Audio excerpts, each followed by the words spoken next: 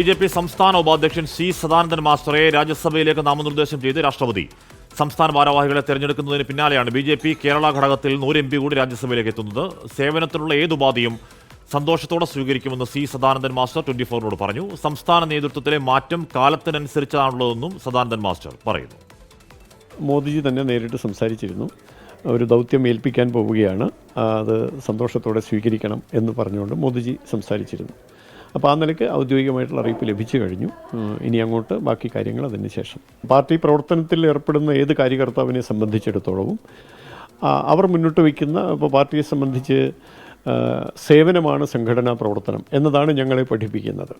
അപ്പോൾ സേവനത്തിനുള്ള ഏത് മേഖലയായാലും ഏത് ഉപാധിയിലൂടെയാണെങ്കിലും അത് ഭംഗിയായി നിർവഹിക്കാൻ സാധിക്കുക എന്നുള്ളതാണ് അതിൻ്റെ ഒരു സന്ദേശമായിട്ട് കൂടി ഈ നിർദ്ദേശത്തെ സ്വീകരിക്കുകയാണ്. ഞാൻ എന്താണ്, എനിക്കെന്താണ് ചെയ്യാൻ സാധിക്കുക എന്നതിൻ്റെ ഒരു വിലയിരുത്തൽ പാർട്ടിക്കും സംഘടനയ്ക്കുമുണ്ട്. ആ വിലയിരുത്തൽ അനുസരിച്ച് സമയാസമയങ്ങളിൽ നമുക്ക് ചില ദൗത്യങ്ങൾ ഏൽപ്പിക്കും. ആ ദൗത്യം നിർവഹിക്കുന്നു എന്നുള്ളതാണ്. അപ്പോൾ അത് വൈകിയെന്നോ അല്ലെങ്കിൽ നേരത്തെ ആയിപ്പോയി എന്ന് പറയുന്നതിന് യാതൊരു പ്രസക്തിയുമില്ല.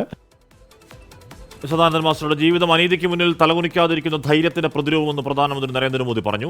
സദാനന്ദൻ മാസ്റ്ററെ രാജ്യസഭയിലേക്ക് നാമനിർദ്ദേശം ചെയ്തതിനെ സ്വാഗതം ചെയ്യുന്നുവെന്ന് കേന്ദ്രമന്ത്രി ജോർജ് കുര്യനും പറഞ്ഞു. ബൽറാം നെടുങ്ങാടി ഡൽഹിയിൽ നിന്ന്, അരുൺ പൂപ്പറമ്പ കണ്ണൂരിൽ ചേരുന്നു. ആദ്യം ബൽറാമിലേക്ക് പോകുന്നു. ബൽറാം, PT ഉഷ, റിച്ചാർഡ് ഹേ തുടങ്ങിയ ആൾക്കാരെ BJP നാമനിർദ്ദേശം ചെയ്തിട്ടുണ്ടെങ്കിലും അങ്ങനെ ഒരു നേർക്കുനേർ RSS പശ്ചാത്തലമുള്ള ആൾ ഇതാദ്യമായാണ്. അതിലൂടെ BJP ദേശീയ തലത്തിൽ ലക്ഷ്യം വെക്കുന്നത് എന്തൊക്കെയാണ് ബൽറാം? ഹാഷ്മി, തീർച്ചയായും ഈ ഒരു നാമനിർദ്ദേശത്തിന് ചില രാഷ്ട്രീയ ലക്ഷ്യങ്ങൾ ഉണ്ട് എന്നുള്ളത് വ്യക്തമാണ്. പ്രത്യേകിച്ച് സി സദാനന്ദൻ മാസ്റ്ററെ പോലെ ഒരു നേതാവ്, സംസ്ഥാന BJP ഉപാധ്യക്ഷനായി പ്രവർത്തിച്ചു വരുന്ന ആൾ, ഒപ്പം തന്നെ കഴിഞ്ഞ കുറേ കാലങ്ങളായി തന്നെ CPM-നെതിരെ പ്രധാന പ്രചരണ ആയുധമാക്കി അദ്ദേഹത്തെ ഉപയോഗിക്കുന്നുണ്ട്. കണ്ണൂരിലും സംസ്ഥാന തലത്തിലും BJP 2016 BJP-യുടെ സ്ഥാനാർത്ഥിയായി അദ്ദേഹം മത്സരിച്ചിട്ടുണ്ട്.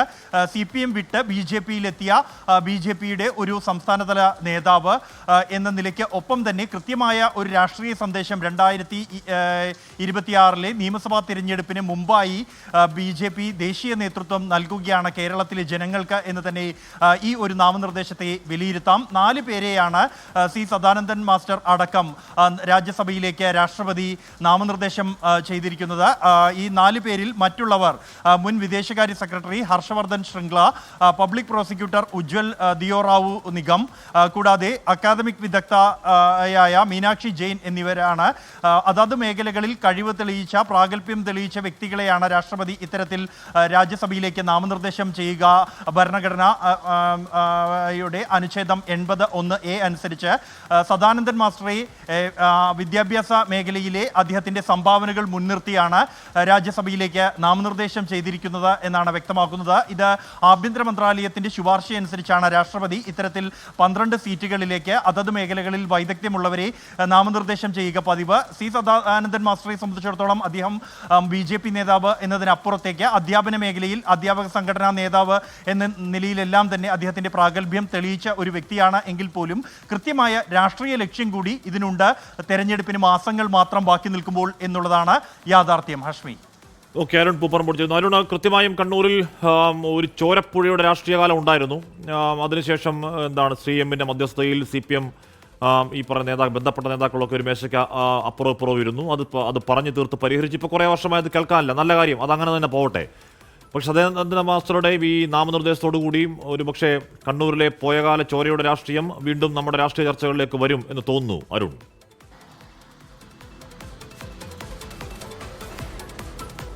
അഷ്മി, കണ്ണൂരിലെ രാഷ്ട്രീയ അക്രമങ്ങളുടെ ഒരു ഇര എന്ന രീതിയിൽ തന്നെയാണ് എല്ലാ കാലത്തും, അല്ലെ 1994 ജനുവരി 25 CPIM പ്രവർത്തകരുടെ ആക്രമണത്തിൽ സി സദാനന്ദന് ഇരു കാലുകളും നഷ്ടപ്പെടുന്നത്. അതിനുശേഷം പല ഘട്ടങ്ങളിലായി ഈ CPIM അക്രമത്തിൻ്റെ ഇര എന്ന നിലയിൽ തന്നെയാണ് സി സദാനന്ദനെ BJPയും അതോടൊപ്പം തന്നെ RSSും അവതരിപ്പിച്ചത്. അങ്ങനെ ഒരു വൈകാരികമായിട്ടുള്ള ബന്ധം കണ്ണൂർ ജില്ലയിലെ അണികൾക്ക് അദ്ദേഹത്തോടുണ്ട്. അതുകൊണ്ട് തന്നെ ഇത്തരമൊരു പാർട്ടി നൽകിയിട്ടുള്ള അംഗീകാരത്തെ വളരെ സ്വാഗതം ചെയ്യുന്നു. വളരെ ആഹ്ലാദത്തോടു കൂടിയാണ് കണ്ണൂർ ജില്ലയിലെ BJP പ്രവർത്തകർ RSS പ്രവർത്തകർ സ്വാഗതം ചെയ്യുന്നതെന്നാണ് ഏറ്റവും പ്രധാനപ്പെട്ട കാര്യം. അതിനപ്പുറത്തേക്ക് ഇപ്പോൾ ബൽറാം സൂചിപ്പിച്ചതുപോലെ അതിനൊരു രാഷ്ട്രീയ ലക്ഷ്യം കൂടിയുണ്ട്. നമുക്കറിയാം 2016 കൂത്തുപറമ്പിൽ നിന്നും C സദാനന്ദൻ നിയമസഭയിലേക്ക് മത്സരിച്ചത്. ആ ഘട്ടത്തിൽ ദേശീയ മാധ്യമങ്ങളിലൊക്കെ വന്ന വാർത്തകൾ നമ്മളിപ്പോഴും ഓർമ്മിക്കുകയാണ്. അത് കണ്ണൂർ ജില്ലയിലെ അക്രമ രാഷ്ട്രീയത്തിൻ്റെ ഇര എന്ന നിലയിൽ BJP അല്ലെങ്കിൽ CPM-നെതിരെ അവതരിപ്പിക്കുന്ന ഒരു പ്രധാനപ്പെട്ട ദേശീയ തലത്തിലുള്ള ഒരു പ്രചാരണമായിരുന്നു അന്ന് ഉണ്ടായിരുന്നത്. ദേശീയ മാധ്യമങ്ങളെല്ലാം ആ രീതിയിലാണത് റിപ്പോർട്ട് ചെയ്യുകയും ചെയ്തത്. മണ്ഡലത്തിലാകെ ആ പ്രചാരണത്തിന് ഇറങ്ങാൻ പറ്റാത്ത രീതിയിൽ പരിമിതിയുള്ള ഒരാൾ എന്ന നിലയിൽ അദ്ദേഹം തന്നെ അത് ആ കാര്യങ്ങൾ വിശദീകരിക്കുകയൊക്കെ ചെയ്ത് നമ്മൾ കണ്ടതാണ്. ഇനിയിപ്പോൾ വീണ്ടും ഒരു നിയമസഭാ തെരഞ്ഞെടുപ്പ് വരികയാണ്. അദ്ദേഹത്തെ ഇത്തരമൊരു പ്രധാനപ്പെട്ട ഒരു പദവിയിലേക്ക് അങ്ങനെ ഒരു അംഗീകാരം നൽകുമ്പോൾ വീണ്ടും ഈ രീതിയിലുള്ള ഒരു അക്രമ രാഷ്ട്രീയത്തിനെതിരെയുള്ള ഒരു അങ്ങനെ ഒരു ഇര എന്ന നിലയിൽ തന്നെ ദേശീയ തലത്തിൽ അദ്ദേഹത്തെ അവതരിപ്പിക്കുക, സംസ്ഥാനത്തെ ഒരു പ്രധാനപ്പെട്ട BJP നേതാവ് RSS-നോട് അല്പം കൂടി അടുപ്പമുള്ള അദ്ദേഹത്തിൻ്റെ BJP സംഘടനാ പ്രവർത്തനത്തിനപ്പുറത്തേക്ക് അദ്ദേഹം ഈ അധ്യാപക RSS-ൻ്റെ തന്നെ അധ്യാപക സംഘടന, അതിനുശേഷവും RSS-ൻ്റെ സംഘടനാ പ്രവർത്തനങ്ങളിലായിരുന്നു അദ്ദേഹം കൂടുതൽ ഉണ്ടാവുകയും ചെയ്യുന്നത്. അങ്ങനെയാണ് അടുപ്പം. അങ്ങനെ പിറ്റേന്നാണ് സുധീഷ് കൊല്ലപ്പെടുന്നത് അല്ലേ? അപ്പോൾ ഞാൻ ചോദിച്ചത്, ഇപ്പോൾ അവിടുത്തെ കണ്ണൂരെ അക്രമ രാഷ്ട്രീയം, കണ്ണൂരെ കൊലപാതകങ്ങൾ ഒരിക്കലും ഏകപക്ഷീയമായിരുന്നില്ല. അങ്ങോട്ടും ഇങ്ങോട്ടും 1-1, 2-2 എന്ന മട്ടിൽ, സ്കോർ ബോർഡ് എന്ന മട്ടിൽ തന്നെ മനുഷ്യന്മാരെ കൊന്നുകൂട്ടിയ കാലമായിരുന്നു അത്. ഒരിക്കൽ കൂടി ഈ കൊലപാതകങ്ങളൊക്കെ വീണ്ടും ചർച്ചയിലേക്ക് വരും അരുണല്ലേ?